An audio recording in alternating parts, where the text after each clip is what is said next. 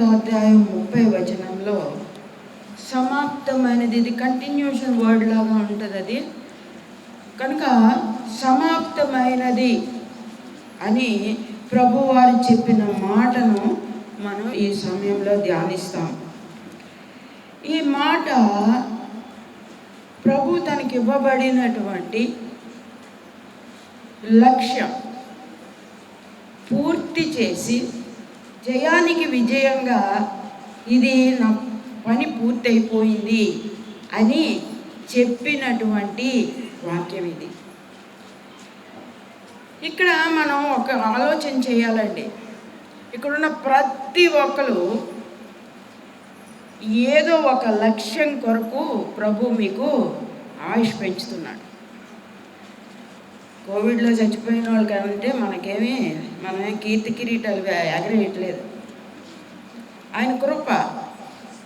ఇంకా మనం పూర్తి చేయవలసినది బాధ్యత మనకి ఉన్నది. అది మనం గమనించుకోవాలి ఎప్పుడు కూడా. అంటే ప్రభువారికే లక్ష్యం అనుకోకండి, ఒక దేశాలకే లక్ష్యం అనుకోకండి, ప్రతి వ్యక్తికి కూడా. అందుకే సామెతల గ్రంథంలో ఏమంటుందంటే, దేవోక్తి లేని ఎళ్ళ జనులు కట్టులేక తిరుగుదురు. దేవోక్తి అంటే ప్రభు యొక్క వాక్యం. అటువంటి కట్టుబాట్లు మనకి అవసరం. ఇక్కడ ప్రభు వారు ఈ లోకానికి రావడానికి కారణం ఏంటి? ఆదికాండం 3వ అధ్యాయం 22 నుంచి 24 వచ్చిన చదువమ్మా. అప్పుడు దేవుడైన యెహోవా, ఇదిగో మంచి చెడ్డలను ఎరుగునట్లు ఆదాము మనలో ఒకని వంటి వాడాయను. ఆదాము మనలో తర్వాత కాబట్టి అతడు ఒకవేళ తన చెయ్యి చాచి జీవ వృక్ష ఫలము కూడా తీసుకుని తిని నిరంతరము జీవించునేమో అని దేవుడని యెహోవా అతడు ఏ నేల నుండి తీయబడెను దాన్ని సేద్యపరచుటకు ఏదైనా తోటలో నుండి అతను బయటికి పంపివేయబడ్డాడు.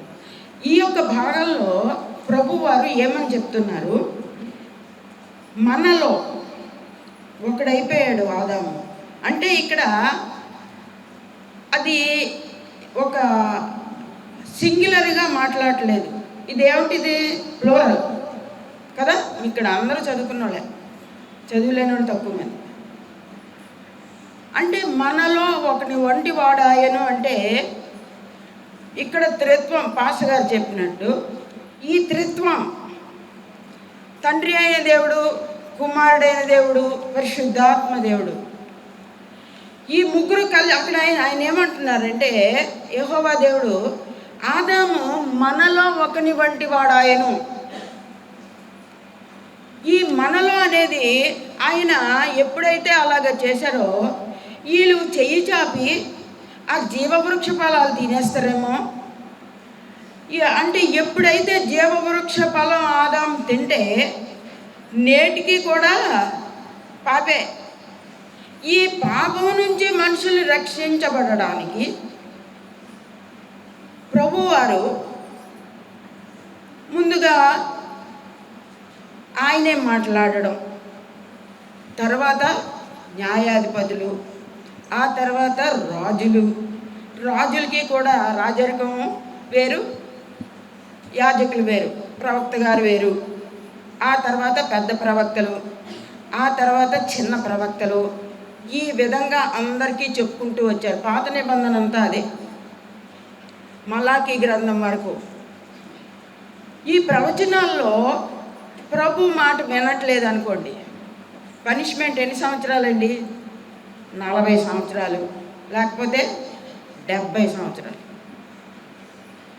ఇటువంటివి ఎన్ని చేసినా మనిషి తత్వం ఏంటంటే అలాగెళ్ళడం, అక్కడికి వచ్చిన తర్వాత ఏదో అయ్యడం, మళ్ళీ ప్రభువారు రమ్మడం, మళ్ళీ దేవుడు వాళ్ళు దీవించగానే మనలాగే పైకి వచ్చేస్తాయి కొమ్ములు. శరీర తత్వం, మానవ తత్వం అటువంటిదండి. ఎప్పుడైతే ఇలా జరుగుతుందో అప్పుడు ప్రభువారు యోహాను సువార్త 3వ అధ్యాయం 16వ వచనం, అద్వితీయ కుమారునిగా. అద్వితీయ అంటే అర్థం ఏంటో తెలుసా? అద్వితీయ, ద్వితీయత్వం లేనటువంటి వాడు. ద్వితీయ అంటే ఏంటి? రెండో పిల్లలు లేరు, ఓన్లీ వన్. కాగా ఆయన తన అద్వితీయ కుమారునిగా పుట్టిన వాని యందు విశ్వాసముంచు ప్రతివాడును నశింపక నిత్య జీవం పొందినట్లు ఆయనను అనుగ్రహించెను. ఇప్పుడు ఆయన ఆ పని కొరకు వచ్చారండి యేసుప్రభు వారు. మీరు యోబు గ్రంథంలో చదివిన, సామెతల గ్రంథంలో చదివిన ఈ యొక్క సృష్టి భూమి యొక్క పునాదులు వేసినప్పుడు నువ్వు ఎక్కడ ఉన్నావు? ప్రభు వారు యోబుని అడుగుతారు. దీని పరిమాణం తెలుసా? దీన్ని ఏ విధంగా చేశాను తెలుసా? ఇసుకేసి సముద్రాన్ని ఆపేశాడు ప్రభువారు. అంతేనా అండి? సముద్రంకి అక్కడేం పెద్ద గోళ్ళు ఏమన్నా ఉన్నా ఏంటి? ఇసుకతో ఆపేశాడు ప్రభువారు. ఈ యొక్క ప్రపంచంలో 3 అంతులు నీరు ఉంటుందండి, ఒక వంతే భూమి. ఆ నీరంతా ఒకసారి వచ్చింది అనుకోండి, ఏమైపోతాం?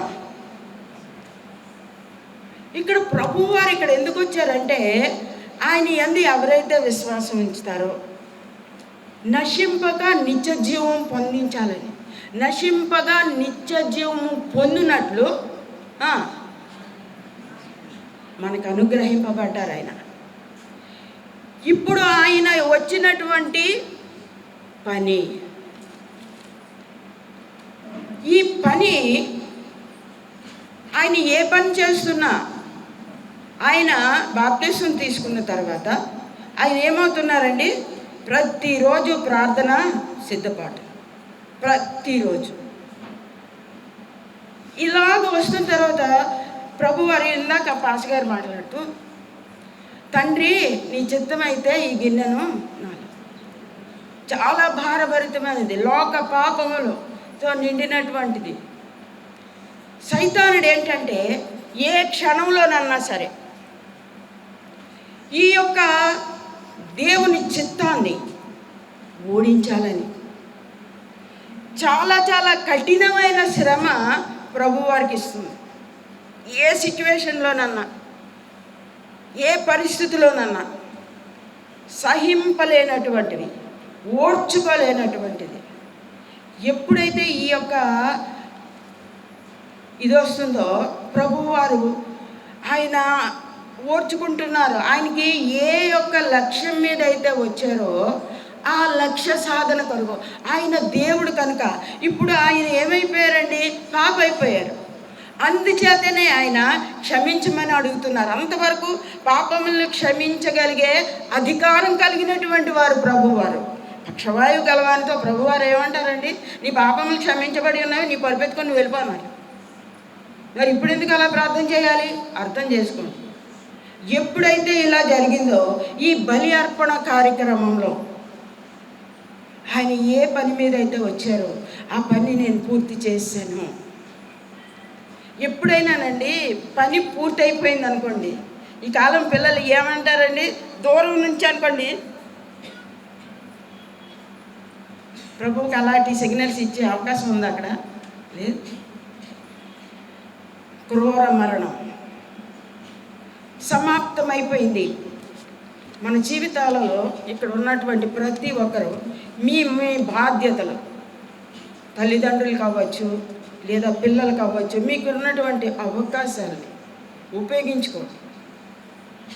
ప్రభువారికి ఈ యొక్క లోక పాపములు మోసుకొని దేవుని గొర్రె పిల్లగా ఆయన ఏమైపోయారండి? ఆ రక్షణ ప్రణాళికను పూర్తి చేశారు. ఫిలిప్పీలకు రాసిన పత్రిక 2వ అధ్యాయం 5 నుంచి 8 వచనాలు. క్రీస్తు యేసునకు కలిగిన ఈ మనస్సు మీరును కలిగి ఉండుడి. ఆయన దేవుని స్వరూపము కలిగిన వాడై, దేవుని స్వరూపము కలిగిన వాడై దేవునితో సమానముగా ఉండుట, దేవునితో సమానముగా ఉండుట విడిచిపెట్టకూడని భాగ్యమని ఎంచుకొనలేదు గాని మనుష్యుని పోలికగా పుట్టి దాసుని స్వరూపము ధరించి తన్ను తానే రిక్తునిగా చేసుకొనెను. ఈ వాక్య భాగాలండి మన కొరకు ఎవరు అంత ప్రేమిస్తారండి? మనం ఎవరు? దాని పేరెంట్స్ కూడా అంతవరకే.